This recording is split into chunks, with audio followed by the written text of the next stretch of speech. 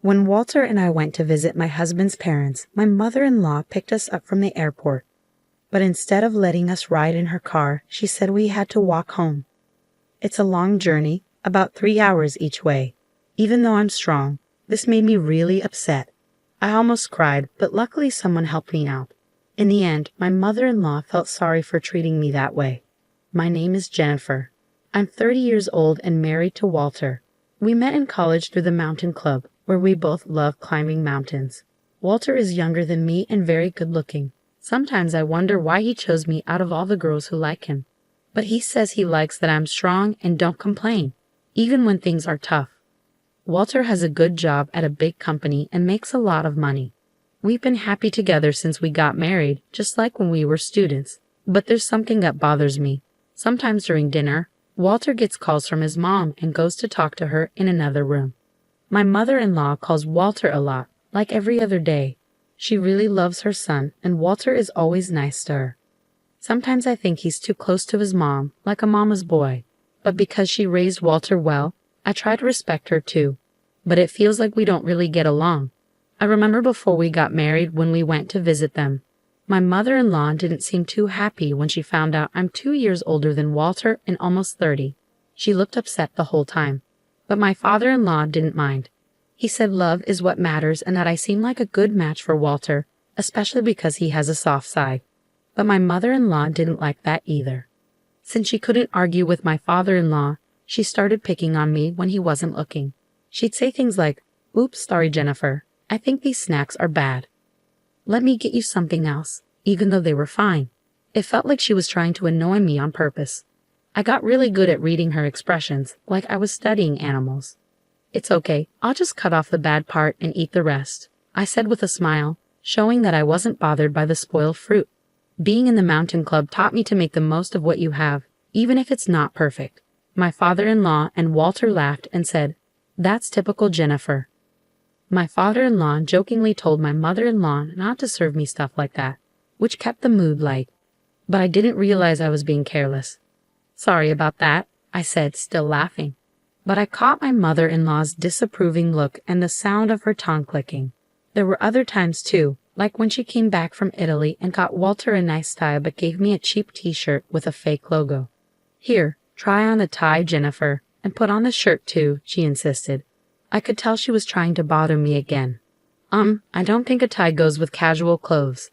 And I'm not feeling like trying on anything right now," I said with a forced smile, trying to keep things friendly. But inside, I was really annoyed.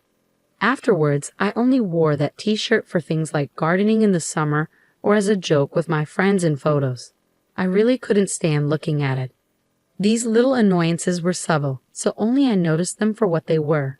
When I talked to Walter about it, he just brushed it off, saying, "Mom's a bit weird, just let it go." But over time, these mean little things wore me down. We live about an hour away from my in-laws, so it was easy to visit them if we wanted to, which made me feel even worse. Then one day, Walter told me, "Jennifer, I'm sorry for the sudden news, but I've been transferred. It starts next month, so get ready." Walter's transfer came out of nowhere. He'd apologized, but secretly I was relieved. It meant we could put some distance between us and my in-laws. Plus, the new place was really close to my parents' house, so it felt like moving closer to home. "Okay, leave the planning to me. I'll ask my family for help too." I happily started getting ready for the move. Finally, I could escape my mother-in-law's mean behavior. I was nervous about our new life, but mostly I felt relieved to be getting away from her. Once we moved, I thought I could finally put some distance between us. But then, I got another call from my mother-in-law. "Hi, Jennifer. Why didn't you answer the phone? You're not avoiding my son to hang out with your parents, are you?" I wanted to sigh loudly, but I kept calm and said, "Sorry, I was busy at the store. Walter might feel tired in this new place, so I want to make sure he gets good meals." After that, my mother-in-law started calling every 2 days. Even though we saw each other less, we talked more. But most of the time, it was her making snide comments. She'd say things like, "My son is sensitive. I wonder if someone as tough as Jennifer can understand him." His high school girlfriend was so delicate, but now he seems to like different types. It was always things that made me feel uncomfortable. It seems like my mother-in-law doesn't have any other way to deal with her stress. I felt like I had become a punching bag labeled stress relief. What hurt the most were her mean comments about having children. Jennifer, you're already 30, right? Have you thought about kids? I wonder if you being older than my son will affect having a normal child. It was shocking to hear someone say that nowadays. But since it was something I was worried about, I couldn't help but cry after hanging up the phone. I wondered what my mother-in-law really thought of me. Did she think I wouldn't be hurt by what she said? After that, she kept calling frequently. But when I only gave safe answers to avoid conflict, maybe she got bored and stopped bullying me. I felt a huge relief. Then, on New Year's Day the next year, my husband and I went to my in-laws' house. They were picking us up from the airport. Hey Walter, Jennifer, it's been a while. My father-in-law waved and greeted us warmly. I was nervous about seeing my mother-in-law, but my father-in-law's friendliness made me feel better. Happy New Year, Mom and Dad. Happy New Year to both of you. Happy New Year, glad you're here. Happy New Year, Walter, good to see you. We exchanged New Year's greetings, but my mother-in-law didn't even look at me. Maybe she was upset about my distant response to her constant calls. Our relationship felt really awkward. I was trying to figure out how to handle the situation. You must be tired from the trip. How about we take a break at the airport cafe? My father-in-law suggested happily, seeming oblivious to the tension between my mother-in-law and me. Sounds good. Wasn't there a cafe on the second floor? Walter replied cheerfully, and we headed to a cafe inside the airport. Should I drive back? No, I'm still good to drive. While the men chatted, my mother-in-law and I sat in silence. Excuse me, I need to use the restroom, I said after ordering, getting up from my seat. Oh, maybe I'll go too, my mother-in-law said, standing up to follow me. I had a sinking feeling as we approached the entrance to the women's restroom, with my mother-in-law trailing behind me. Suddenly she said, since you can't ride in the car, why don't you just walk back? Confused, I turned to her, and there it was again, that same expression. We're going back as a family of 3. You're just a stranger, aren't you? I couldn't believe what I was hearing. Walk back from here to my in-laws' house? How far was that? And to call her son's wife a stranger. I was frozen in shock as my mother-in-law kept hurling words at me. I've been nice enough to call you often, but unlike Walter, you always respond coldly. Living near your parents' house has made you arrogant. I don't even want to think of you as my daughter-in-law. You're just a stranger. Her voice was getting louder. I was shocked, but I didn't want to argue in public, so I meekly replied, yes, I understand. Feeling too upset to go back to where Walter and my father-in-law were, I made my way towards the airport exit, moving slowly. Even though my mother-in-law told me to walk back, this was an airport. There had to be taxis or buses. I could go as far as I could by public transport and then walk the rest of the way. But more than that, I was worried about how I would face my in-laws when I finally arrived. And how would I spend the next few days there?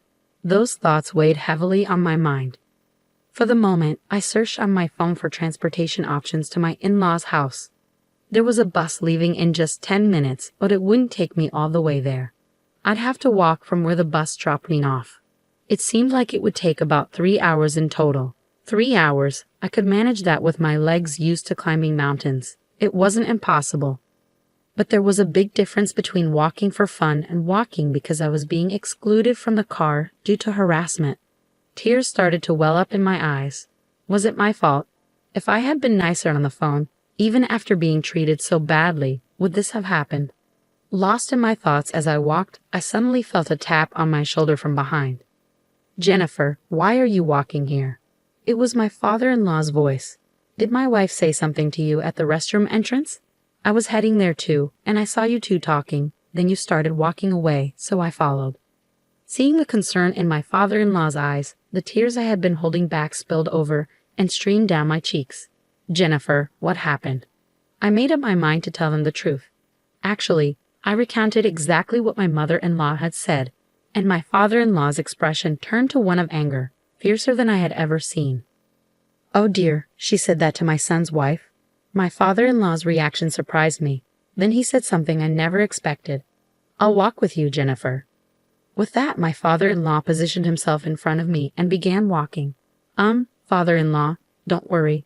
I used to enjoy mountain climbing, and I went on many climbs with Walter when he was little. A 3-hour walk one way is nothing. Indeed, my father-in-law's steps were steady, not what you'd expect from someone who's 62 years old. Come on, let's go. But we didn't tell Walter we were leaving. Is that okay? I finally remembered that in my shock at my mother-in-law's words, I had just left without saying anything to Walter. Walter will be fine. They'll probably convince him to wait.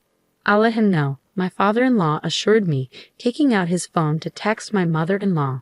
He told her he was walking back with me and that the car keys were in his bag.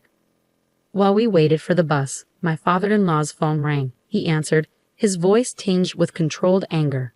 It was my mother-in-law on the other end. I heard what you said to Jennifer. If you're going to say things like that, then I won't ride in the car either.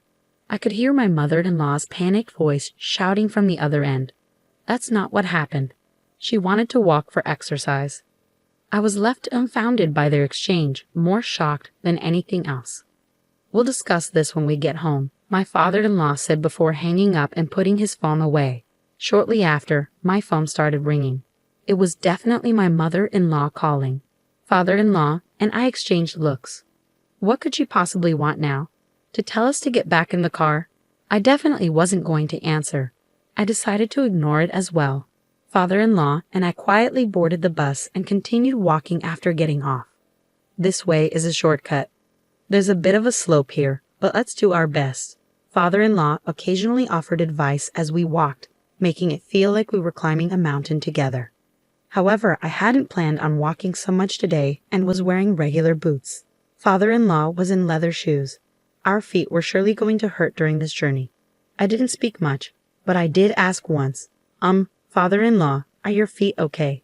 Won't walking for a long time in those shoes hurt? Father-in-law glanced at my feet and squinted. Looks like we're both in the same boat. I can't believe she'd make a woman walk such a long distance in those shoes. Father-in-law's stride remained steady. Both of us considered calling a taxi, but we didn't mention it, wanting to defy my mother-in-law. But Jennifer, you're strong. Walking such a long distance without complaining. That's probably what attracted Walter to you. Hearing that made me feel a bit better. We continued walking, stopping to buy drinks from vending machines and a grocery store to stay hydrated. After about 3 hours with the sun beginning to set, we finally reached my in-laws' house. Their car was parked out front. Mother-in-law and Walter must be home. We're back. Father-in-law opened the front door and Walter rushed over. Yeah, Jennifer, I was really worried. What happened? Why did you suddenly decide to walk back for exercise? Walter asked, concerned. Did you hear that from Mom? That's not it. Mom told Jennifer to walk back. Father-in-law explained, looking understandably tired as he sat down on a chair near the entrance. Mother-in-law, who had come out of the living room, looked pale and shocked. No, that's not what happened. It's not. There must have been a misunderstanding. What misunderstanding? I couldn't hold back any longer.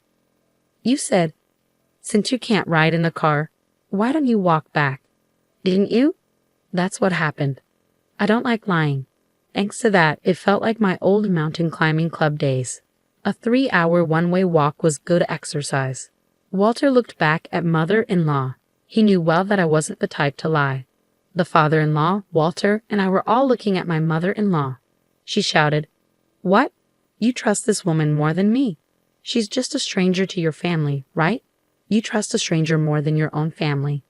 I wasn't allowed in the car because I'm a stranger. I whispered sably, Mom, I can't believe you'd say that. Jennifer is important to my family. I wanted you to feel the same, Walter said, his hand shaking with anger. If you're going to treat Jennifer like this, I'm done with you, Mom. I won't answer your calls anymore. Don't contact Jennifer either. Walter held my hand and said, Let's leave.